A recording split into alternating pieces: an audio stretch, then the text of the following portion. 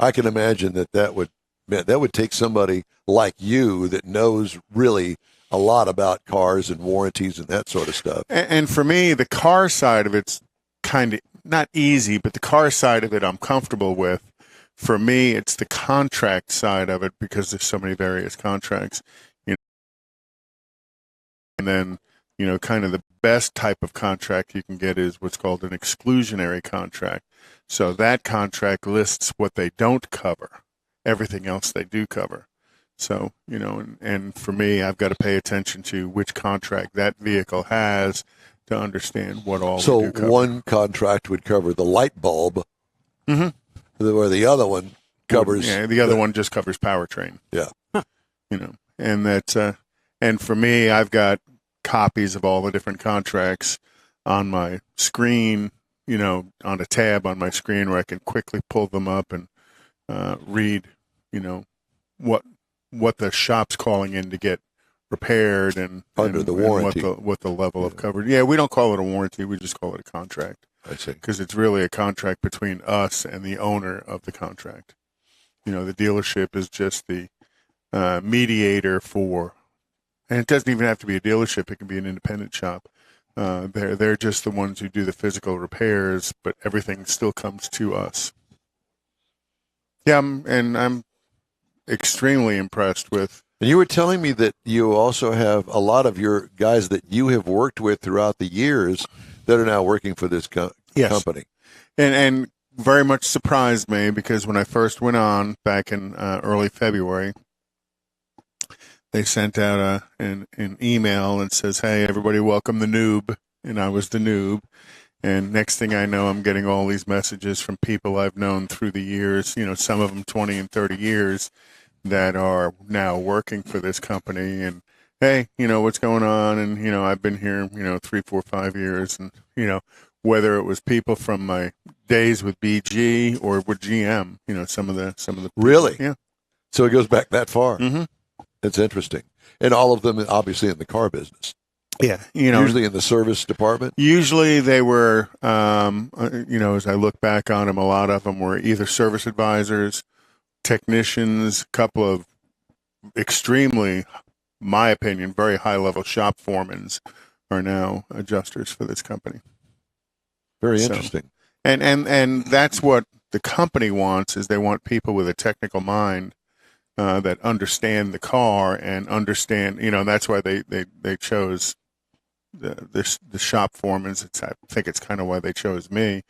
Not that we're helping anybody technically through the process, but we understand what they're telling us so we can help them through the payment process of it, or the collections process of it. So, and then the service advisors that I've known through the years, and they're there because they understand what the service advisor does with the customer interaction, the technician interaction, and the claims interaction with whoever it is, whether it's us or somebody else or the manufacturer.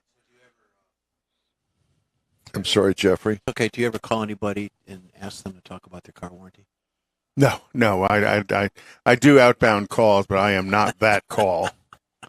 I am definitely not that call. And I'll be honest with you, I doubt seriously our company does that call. The way we work is pretty much you're providing the service. You're not selling the service. Right. Well, there are people who sell, but they sell directly to the dealers, and they would probably farm that out to a call center that. Yep. And then that's there's our building has the mechanical side, and then it also has the customer service side that handles other parts of it. One of the other contracts we sell is a maintenance contract, and within that, there's so many oil changes, tire changes, rotations, alignments, all of that maintenance that you do on your vehicle. That's kind of a prepaid maintenance program contract. Like, for instance, timing belt. All of that within the contract. Because years and years ago when I owned that Honda Accord, it has, to keep up with the warranty, you had to have the cam timing belt changed. Probably about 60,000, depends on how old the vehicle was. Back then it wasn't that much. It was like 35,000 miles, and it was expensive. Oh yeah. Because, Still is. yeah, because I mean, they had to apparently take half the upper part of the engine apart to get this belt on there. Yeah, they take the whole front, the front cover, all of that off. It's like changing a camshaft. You got to get Pretty down much. You got to that get level. down there. You got to Yeah. get right down to that Yeah. cam sprocket Yeah, to change the belt, it was expensive. and then you got to make sure you time it correctly, because if you screw that up, Oh, you Got to know, redo it. well, no, you're I not mean, going to it's- redo it. You're going to replace the whole engine. engine, yeah, because it's going to It will be swallow redone. valves and everything. It'll be A lot redone. of engines are not what they call non-interference engines.